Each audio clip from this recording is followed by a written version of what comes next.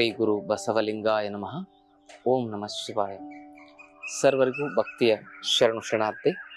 ನಾನು ನಿಮ್ಮ ಯೋಗ ಗುರು ವೈದ್ಯ ಶ್ರೀ ಚನ್ನಬಸವಣ್ಣ, ಶ್ರೀಗಂಗಾ ಯೋಗ ನಿಸರ್ಗ ಚಿಕಿತ್ಸಾ ಹಾಗೂ ಆಯುರ್ವೇದ ಸಂಶೋಧನಾ ಕೇಂದ್ರ, ಆರೋಗ್ಯ ಮಹಾಮನೆ, ಬೆಂಗಳೂರು, ಹುಬ್ಬಳ್ಳಿ, ಧಾರವಾಡ ಹತ್ತಿರ, ಮುರ್ಕಟ್ಟಿ. ಆತ್ಮೀಯರೇ, ಇವತ್ತಿನ ಸಂಚಿಕೆಯಲ್ಲಿ ಎದೆಯಲ್ಲಿ ಕಟ್ಟಿದ ಕಫವನ್ನ ಕರಗಿಸಲಿಕ್ಕೆ ಮನೆಮದ್ದನ ಕುರಿತಾಗಿ ಮಾಹಿತಿಗಳನ್ನು ನೋಡೋಣ.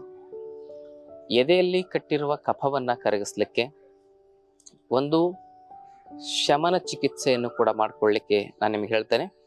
ಮತ್ತೊಂದು ಶೋಧನ ಚಿಕಿತ್ಸೆಯನ್ನು ಕೂಡ ನಾನು ನಿಮಗೆ ಮನೆಯಲ್ಲೇ ಮನೆಮದ್ದುಗಳ ಮೂಲಕನೇ ಮಾಡಿಕೊಳ್ಳೋದನ್ನು ಹೇಳ್ತೇನೆ. ಈ ಪರಿಪೂರ್ಣವಾಗಿರತಕ್ಕಂಥ ವಿಧಾನವನ್ನು ನೀವು ಅನುಸರಿಸಿದರೆ ಎದೆಯಲ್ಲಿ ಕಟ್ಟಿರ್ತಕ್ಕಂಥ ಕಫದ ಸಮಸ್ಯೆಗಳನ್ನು ಹಾಗೂ ಕಫದ ಅಲರ್ಜಿಗಳನ್ನು ಸಂಪೂರ್ಣವಾಗಿ ನೀವು ಗುಣಪಡಿಸ್ಕೊಳ್ಬಹುದು. ಮುಖ್ಯವಾಗಿ ಈ ಕಫದ ಒಂದು ಸಮಸ್ಯೆಗಳು ಯಾಕೆ ಬರ್ತವೆ ಅಂತ ನಾವು ನೋಡೋದಾದರೆ, ಮೊದಲನೇದು ರೋಗ ಪ್ರತಿರೋಧಕ ಶಕ್ತಿಯ ಕೊರತೆಯಿಂದ ಕಫದ ಅಲರ್ಜಿಗಳು ಹೆಚ್ಚಾಗಿ ಬರ್ತವೆ. ಆ ಒಂದು ರೋಗ ಪ್ರತಿರೋಧಕ ಶಕ್ತಿಯಲ್ಲಿ ಸಮಸ್ಯೆಗಳು ಉಂಟಾಗಲಿಕ್ಕೆ ಪ್ರಧಾನವಾಗಿರ್ತಕ್ಕಂಥ ಕಾರಣಗಳು ಅಂತ ಹೇಳಿದ್ರೆ ಅಪರಿಪೂರ್ಣವಾಗಿರ್ತಕ್ಕಂಥ ಆಹಾರ ಪದ್ಧತಿ ಮತ್ತು ಅಸಮತೋಲನವಾದ ಜೀವನ ಪದ್ಧತಿ ಮತ್ತು ಆಹಾರ ಪದ್ಧತಿ.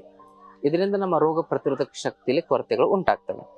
ಇನ್ನು ಇದಾದ ಮೇಲೆ ಮತ್ತೊಂದು ಕಾರಣಗಳಂತ ನಾವು ಪತ್ತೆ ಹಚ್ಚೋದಾದ್ರೆ, ಅಜೀರ್ಣದಿಂದ ಮಲಬದ್ಧತೆಯ ಸಮಸ್ಯೆಯಿಂದನೂ ಕೂಡ ಏನಾಗುತ್ತೆ, ಈ ಒಂದು ಕಫ ಕಟ್ಟುವ ಸಮಸ್ಯೆ, ಎದೆಯಲ್ಲಿ ಕಫ ಕಟ್ಟುವ ಸಮಸ್ಯೆ ಅಥವಾ ಕೋಲ್ಡು, ಕಫ, ಜ್ವರ ಇಂತಹ ಸಮಸ್ಯೆಗಳು ಹೆಚ್ಚಾಗಿ ಕಾಣಿಸ್ಕೊಳ್ತವೆ. ಅದು ಹೇಗೆ ಅಂತ ಹೇಳಿದ್ರೆ, ಯಾವಾಗ ನಮ್ಮ ಶರೀರದಲ್ಲಿ ಮಲ ಶುದ್ಧವಾಗಿರೋದಿಲ್ವೋ, ಮಲ ಅಂದ್ರೆ ಹೊಲಸು ಅಂದ್ರೆ ಟಾಯ್ಲೆಟ್ ಕರ್ಲಲ್ಲಿ ಕಟ್ಕೊಂಡಿರ್ತದೆ, ದೊಡ್ಡ ಕರ್ಲಲ್ಲಿ, ಅದು ಸರಿಯಾಗಿ ಹೊರಗಡೆ ಹೋಗದೆ ಇದ್ದಾಗ ಆ ಗ್ಯಾಸ್ ಉತ್ಪತ್ತಿ ಆಗುತ್ತೆ, ಆಮವಾತ ಗ್ಯಾಸ್ ಉತ್ಪತ್ತಿ ಆಗುತ್ತೆ. ಆ ಗ್ಯಾಸ್ ಏನ್ ಮಾಡುತ್ತೆ, ಕೆಳಗಡೆ ಅದು ಹೊರಗಡೆ ಕೆಳಗಿನ ಮೂಲಕ ಕೆಲವೊಬ್ಬರಿಗೆ ಗ್ಯಾಸು ಹೋಗೋದ್ರ ಮೂಲಕ ಅದು ಹೋಯ್ತು ಅಂತ ಹೇಳಿದ್ರೆ ತೊಂದರೆ ಇಲ್ಲ. ಅದು ಕೆಲವು ಜನರಿಗೆ ಸರಿಯಾಗಿ ಗ್ಯಾಸು ಪಾಸ್ ಆಗೋದಿಲ್ಲ, ಹೊಟ್ಟೆ ಉಬ್ಬರ ಬರ್ತದೆ. ಆ ಹೊಟ್ಟೆ ಉಬ್ಬರದಿಂದ ಏನಾಗುತ್ತೆ, ನಮ್ಮ ಶ್ವಾಸಕೋಶಗಳ ಮೇಲೆ ಒತ್ತಡ ಜಾಸ್ತಿ ಆಗುತ್ತೆ. ಆ ಒತ್ತಡದಿಂದ ಏನಾಗುತ್ತೆ, ಶ್ವಾಸಕೋಶಗಳ ಕೆಳಭಾಗದಲ್ಲಿ ಒಂದು ರೀತಿಯ ಮ್ಯೂಕಸ್ ಸೆಕ್ರೇಷನ್ ಆಗುತ್ತೆ. ಅದೇ ಕಫವಾಗಿ ಪರಿವರ್ತನೆ ಆಗುತ್ತೆ. ಅದು ಎದೆಯಲ್ಲಿ ಏನಾಗುತ್ತೆ, ಕಟ್ಕೊಂಡ್ಬಿಡುತ್ತದೆ. ವೈಟ್ ಕಫ ಅಂತ ಹೇಳಿದ್ರೆ ಅದೊಂಥರ ಪೆವಿಕ್ವಿಕ್ ತರನೇ ಇರ್ತದೆ, ಫೆವಿಕಾಲ್ ತರನೇ ಇರ್ತದೆ. ಅಷ್ಟು ವೈಟ್ ಗಟ್ಟಿಯಾಗಿ ನಮ್ಮ ಶ್ವಾಸಕೋಶದ ಬ್ರಾಂಕ್ಯೂಲ್ಸ್ಗಳನ್ನ ಅದು ಆವರಿಸ್ಕೊಂಡು ಬಿಡ್ತದೆ, ಅಲ್ಯೂಲೈಸ್ಗಳನ್ನ ಅದು ಬ್ಲಾಕ್ ಮಾಡ್ತದೆ. ಇದರಿಂದ ಉಸಿರಾಟಕ್ಕೂ ಕೂಡ ತೊಂದರೆ ಉಂಟಾಗ್ತದೆ. ಅದನ್ನೇ ಅಸ್ತಮಾ, TB ಅಂತಕ್ಕಂಥ ಸಮಸ್ಯೆಗಳಿಂದ ಗುರುತಿಸೋದು. ಅಲರ್ಜೆಟಿಕ್ ಅಸ್ತಮಾ, ಬ್ರಾಂಕೈಟಿಸ್ ಅಂತ ಹೇಳೆಲ್ಲ ಕರೀತಾರೆ. ಹೀಗೆ ಈ ಒಂದು ಅಜೀರ್ಣ ಮತ್ತು ಮಲಬದ್ಧತೆ ಕಾರಣದಿಂದನೂ ಕೂಡ ಆ ಹೊಟ್ಟೆ ಉಬ್ಬರದಿಂದ ಆ ಒಂದು ಗ್ಯಾಸ್ ಮೇಲೆ ಶ್ವಾಸಕೋಶಕ್ಕೆ ಒತ್ತದಾಗನೂ ಕೂಡ ಇಂತಹ ಸಮಸ್ಯೆಗಳು ಕಾಣಿಸ್ಕೊಳ್ತವೆ. ಇದರ ಜೊತೆಗೆ ಮತ್ತೊಂದಿಷ್ಟು ಕಾರಣ ಅಂತ ಹೇಳಿದ್ರೆ, ನಾನು ದಿನಚರ್ಯ ಮತ್ತು ಋತುಚರ್ಯದಲ್ಲಿ ತೊಂದರೆಗಳಂತ ಹೇಳಿದೆ. ಏನಂತ ಹೇಳಿದ್ರೆ, ಬೇಸಿಗೆ ಸಂದರ್ಭದಲ್ಲಿ ಯಾವ ಋತುಚರ್ಯ ಇರಬೇಕು ಹಾಗಿರಬೇಕು, ಮಳೆಗಾಲದಲ್ಲಿ ಹೇಗಿರಬೇಕು ಹಾಗಿರಬೇಕು, ಚಳಿಗಾಲದಲ್ಲಿ ಹೇಗಿರಬೇಕು ಹಾಗಿರಬೇಕು. ಹೆಚ್ಚಾಗಿ ಚಳಿಗಾಲ ಮತ್ತು ಮಳೆಗಾಲದಲ್ಲಿ ಕಷಾಯಗಳ ಸೇವನೆಯನ್ನು ಮಾಡಬೇಕು. ಹೀಗೆ ಚಳಿಗಾಲ ಮಳೆಗಾಲದ ಒಂದು ಋತುಚರ್ಯವನ್ನು ಸರಿಯಾಗಿ ನಾವು ಫಾಲೋ ಮಾಡದಿದ್ದರೆ ಆ ಒಂದು ಚಳಿಗಾಲ ಮತ್ತು ಮಳೆಗಾಲ ಮುಖ್ಯವಾಗಿ ವಾತ ಮತ್ತು ಕಫದ ಒಂದು ಸಮತೋಲನವನ್ನ ಏನ್ ಮಾಡ್ತದೆ ಅಂದ್ರೆ ಹಾಳು ಮಾಡ್ತದೆ. ಅದು ವಾತ ಮತ್ತು ಕಫದ ಒಂದು ವೃದ್ಧಿಯನ್ನು ಮಾಡತಕ್ಕಂಥ ಕಾಲ ಚಳಿಗಾಲ ಮತ್ತು ಮಳೆಗಾಲ. ಆ ಸಂದರ್ಭದಲ್ಲಿ ಕಷಾಯಗಳನ್ನ ನಾವು ಸೇವನೆ ಮಾಡದಿದ್ರೆ ವಾತ ಮತ್ತು ಆ ಒಂದು ಕಫದ ವೃದ್ಧಿ ಆದಾಗ, ಅಸಮತೋಲನತೆ ಹೆಚ್ಚಾದಾಗ ಅದರಿಂದ ಇಂಥ ಕಫಜ ರೋಗಗಳು ಬರ್ತವೆ. ಅದಕ್ಕೆ ಚಳಿಗಾಲ ಮತ್ತು ಮಳೆಗಾಲದಲ್ಲಿ ಶುಂಠಿ ಕಷಾಯ, ಜೀರಿಗೆ ಕಷಾಯ, ಧನಿಯಾ ಕಷಾಯ, ಹಾಗೇನೆ ಅಮೃತ ಬಳ್ಳಿ ಕಷಾಯ, ಮುಖ್ಯವಾಗಿ ನೆಲನೆಲ್ಲಿ ಕಷಾಯ, ಇದು ನಮ್ಮ ಇಮ್ಯುನಿಟಿಯನ್ನು ಸ್ಟ್ರಾಂಗ್ ಮಾಡುತ್ತೆ ಹಾಗೂ ಬ್ಯಾಕ್ಟೀರಿಯಾ ಮತ್ತು ವೈರಲ್ ಇನ್ಫೆಕ್ಷನ್ಗಳನ್ನ ಮತ್ತು ಒಳಗಡೆ ಇರತಕ್ಕಂಥ ಯಾವುದೇ ಒಂದು ಇಮ್ಯುನಿಟಿಗೆ ಸಂಬಂಧಪಟ್ಟಿರ್ತಕ್ಕಂಥ ಅಸಮತೋಲನತೆಗಳನ್ನ ಸರಿ ಮಾಡುವ ಶಕ್ತಿಯನ್ನು ಹೊಂದಿದೆ. ಅದಕ್ಕಾಗಿ ಚಳಿಗಾಲ ಮಳೆಗಾಲದಲ್ಲಿ ನಾ ಹೇಳಿರ್ತಕ್ಕಂಥ ಈ ಯಾವುದಾದ್ರೂ ಒಂದೊಂದು ಕಷಾಯಗಳನ್ನ ಒಂದೊಂದು ತಿಂಗಳು ನೀವು ಸೇವನೆ ಮಾಡೋದ್ರಿಂದ ನಿಮ್ಮಲ್ಲಿ ಇಂತಹ ಸಮಸ್ಯೆಗಳು ಬರದಂತೆ ತಡಿಬಹುದು. ಈಗಾಗಲೇ ಬಂದಿದಾವಂದ್ರೆ ಅದಕ್ಕೆ ಏನು ಚಿಕಿತ್ಸೆ ಅನ್ನೋದನ್ನ ನಾವು ನೋಡೋದಾದ್ರೆ, ಮುಖ್ಯವಾಗಿ ನಸ್ಯಕರ್ಮ ಅಂತ ಮಾಡ್ತಾರೆ.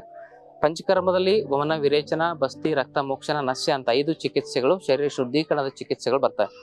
ಆ ನಸ್ಯ ಚಿಕಿತ್ಸೆ ನೀವು ಮನೆಯಲ್ಲೇ ಮಾಡ್ಕೊಳ್ಬಹುದು. ಅದನ್ನ ಹೇಗೆ ಮಾಡ್ಕೊಳ್ಳೋದು ಅಂತಕ್ಕಂಥದನ್ನ, ಪಂಚಕರ್ಮ ಚಿಕಿತ್ಸೆನ ಮನೆಯಲ್ಲೇ ಮಾಡ್ಕೊಳ್ಳೋದು ಹೇಗೆ ಅನ್ನೋದನ್ನ ನಾನು ನಿಮ್ಗೆ ಹೇಳ್ಕೊಡ್ತೇನೆ.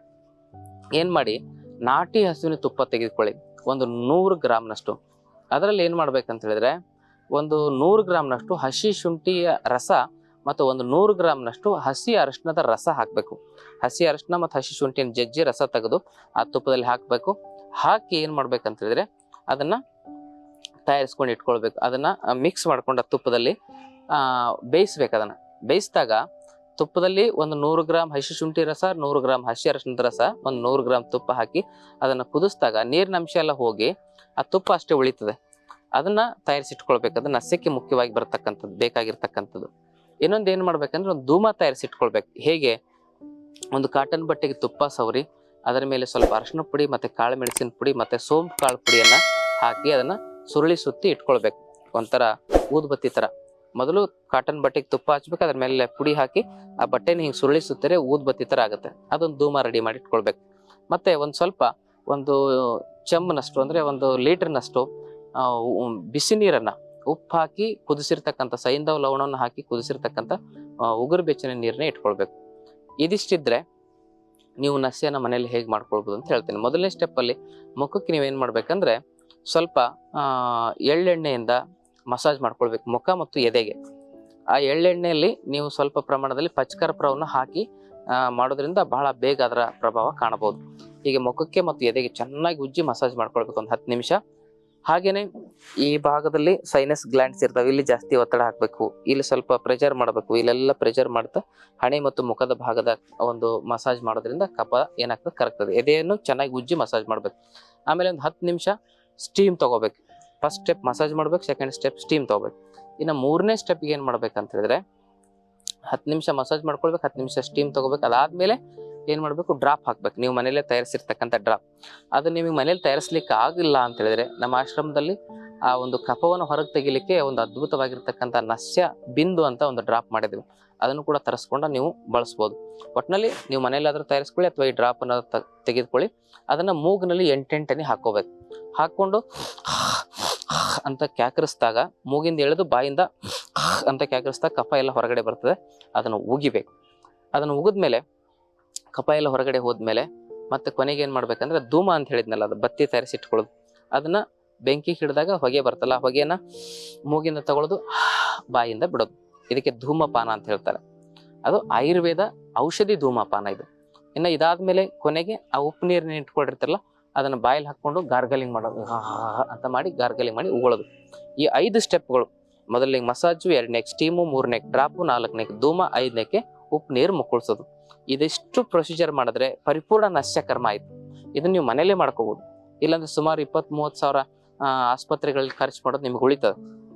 ನೀವು ಮನೆಯಿಂದ ಓಡಾಡಿದ್ರು ಕೂಡ ಒಂದು ನಸ್ಯಕರ್ಮ ಚಿಕಿತ್ಸೆ ಕೆಲವರು 500-600 ರೂಪಾಯಿ ಒಂದು ಚಿಕಿತ್ಸೆ ತೆಗೆದುಕೊಳ್ತಾರೆ. ಕೆಲವರು 1000 ಗಟ್ಟಲೆನೂ ಕೂಡ ತೆಗೆದುಕೊಳ್ಳೋರು ಇದ್ದಾರೆ. ಆದ್ರೆ ನೀವು ಮನೆಯಲ್ಲಿ ಸುಲಭವಾಗಿ ನಸ್ಯ ಚಿಕಿತ್ಸೆಯನ್ನು ಮಾಡ್ಕೊಳ್ಳೋದ್ರ ಮೂಲಕ ನಿಮ್ಮ ಸಮಸ್ಯೆಯನ್ನು ಸರಿಪಡಿಸ್ಕೊಳ್ಬಹುದು. ಕಫ ಎಲ್ಲ ಹೊರಗಡೆ ಬರ್ತದೆ. 21 ದಿವಸ ಈ ಚಿಕಿತ್ಸೆ ಮಾಡ್ಕೊಳ್ಬೇಕು. ಇನ್ನು ಇದಾದ್ಮೇಲೆ ಶಮನ ಔಷಧಿ, ಇದು ಶೋಧನ ಚಿಕಿತ್ಸೆ ಆಯ್ತು. ಶಮನ ಔಷಧಿ ಅಂದ್ರೆ ಕಂಟಿನ್ಯೂ ಆಗಿ 3 ತಿಂಗಳು ಕೆಲವೊಂದಿಷ್ಟು ಕಷಾಯಗಳನ್ನ ಕುಡಿಯೋದು.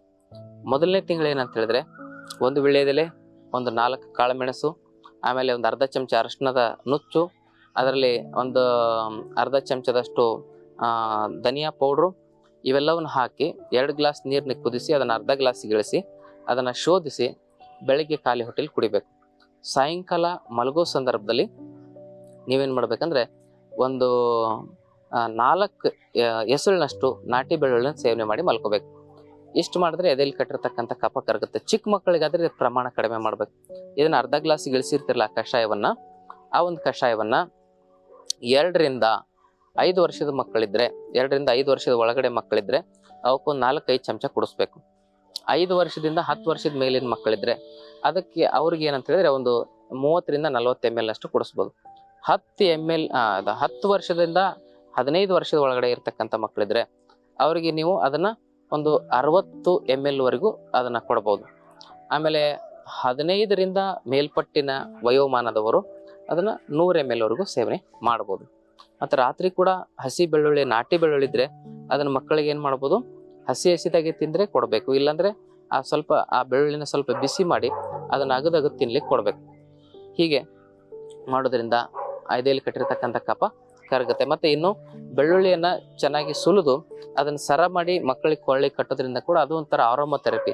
ಆ ವಾಸನೆಗೆ ಎದೆಯಲ್ಲಿ ಕಟ್ಟಿರ್ತಕ್ಕಂಥ ಕಫ ಕರಗ್ತದೆ. ಹೇಗೆ ನೀವು ಮಲ್ಲಿಗೆ ಹೂವಿನ ಮಾಲೆ ಮಾಡ್ತಿರಲ್ಲ ಅದೇ ರೀತಿ ಬೆಳ್ಳುಳ್ಳಿಯನ್ನ ಸಿಪ್ಪೆ ಎಸಳು ತೆಗೆದು ಸಿಪ್ಪೆ ಸುಲಿದು ಅದನ್ನ ಮಾಲೆ ತರ ಮಾಡಿ ನೀವು ಕೊರಳಿಗೆ ಕಟ್ಟೋದು, ಈ ರೀತಿನೂ ಮಾಡ್ಬೋದು. ಇವೆಷ್ಟೆಲ್ಲ ಒಂದು ವಿಶೇಷವಾಗಿರ್ತಕ್ಕಂಥ ಮನೆಮದ್ದುಗಳಿಂದ ಹಾಗೂ ಚಿಕಿತ್ಸೆಯಿಂದ ನಿಮ್ಮ ಎದೆಯಲ್ಲಿ ಕಟ್ಟಿರ್ತಕ್ಕಂಥ ಕಫದ ಸಮಸ್ಯೆಯಿಂದ ಹೊರಗಡೆ ಬರ್ಬೋದು. ಮತ್ತೆ ಅಜೀರ್ಣ ಮಲಬದ್ಧತೆಯನ್ನು ಸರಿಪಡಿಸ್ಕೊಳ್ಳಿಕ್ಕಾಗಿ ನಾವು ಹಲವಾರು ಮನೆಮದ್ದನ್ನು ಹೇಳಿದ್ವಿ, ಅದನ್ನು ಕೂಡ ಮಾಡ್ಕೊಳ್ಬೇಕಾಗ್ತದೆ. ಯಾಕಂದ್ರೆ ಅಜೀರ್ಣ ಮಲಬದ್ಧತೆ ಕಾರಣದಿಂದನೂ ಈ ಒಂದು ಸಮಸ್ಯೆಗಳು ಹೆಚ್ಚಾಗಿ ಬರ್ತವೆ. ಮತ್ತೆ ಆ ಒಂದು ವಿಚಾರಗಳನ್ನ ಹೇಳ್ತಾ ಹೋದ್ರೆ ಈ ವಿಡಿಯೋ ತುಂಬಾ ದೊಡ್ಡದಾಗ್ತದೆ ಅಂತಕ್ಕಂಥ ಮಾತನ್ನು ಹೇಳ್ತಾ, ಇದು ಎದೆಯಲ್ಲಿ ಕಟ್ಟಿರ್ತಕ್ಕಂಥ ಕಫ, ಕೆಮ್ಮು, ಕಫದ ಅಲರ್ಜಿಗಳಿಗೆ ಇರತಕ್ಕಂಥ ವೈಜ್ಞಾನಿಕವಾಗಿರ್ತಕ್ಕಂಥ ಆಯುರ್ವೇದ ಸಿದ್ಧಾಂತಬದ್ಧವಾಗಿರ್ತಕ್ಕಂಥ ಉಪಚಾರ ಮತ್ತು ಮನೆಮದ್ದಿನ ಮಾಹಿತಿ. ಈ ಮಾಹಿತಿ ನಿಮಗೆ ಇಷ್ಟ ಆದರೆ ತಮ್ಮ ಬಂಧು ಮಿತ್ರರೊಂದಿಗೆ ಶೇರ್ ಮಾಡ್ಕೊಳ್ಳೋ ಜೊತೆಗೆ ತಾವಿನ್ನೂ ನಮ್ಮ ಚಾನಲ್ ಸಬ್ಸ್ಕ್ರೈಬ್ ಮಾಡ್ಕೊಂಡಿಲ್ಲ ದಯವಿಟ್ಟು ಸಬ್ಸ್ಕ್ರೈಬ್ ಮಾಡ್ಕೊಳ್ಳಿ ಅಂತಕ್ಕಂಥ ಮಾತನ್ನು ಹೇಳ್ತಾ ಇವತ್ತಿನ ಸಂಚಿಕೆಯನ್ನು ಮುಗಿಸ್ತಾ ಇದ್ದೀನಿ. ತಮ್ಮೆಲ್ಲರಿಗೂ ಭಕ್ತಿಯ ಶರಣಾರ್ಥಿ. ಲೇಟೆಸ್ಟ್ ಹಾಗೂ ಇಂಟ್ರೆಸ್ಟಿಂಗ್ ಸುದ್ದಿಗಳಿಗಾಗಿ ಬಾಸ್ ಟಿವಿ ಕನ್ನಡ ಚಾನೆಲ್ನ ಸಬ್ಸ್ಕ್ರೈಬ್ ಮಾಡಿ, ಹಾಗೆಯೇ ಬೆಲ್ ಐಕಾನ್ ಪ್ರೆಸ್ ಮಾಡಿ. ಇದರ ಜೊತೆಗೆ ಫೇಸ್ಬುಕ್, ಇನ್ಸ್ಟಾಗ್ರಾಮ್, ಎಕ್ಸ್ ನಲ್ಲೂ ಮಿಸ್ ಮಾಡದೆ ಫಾಲೋ ಮಾಡಿ.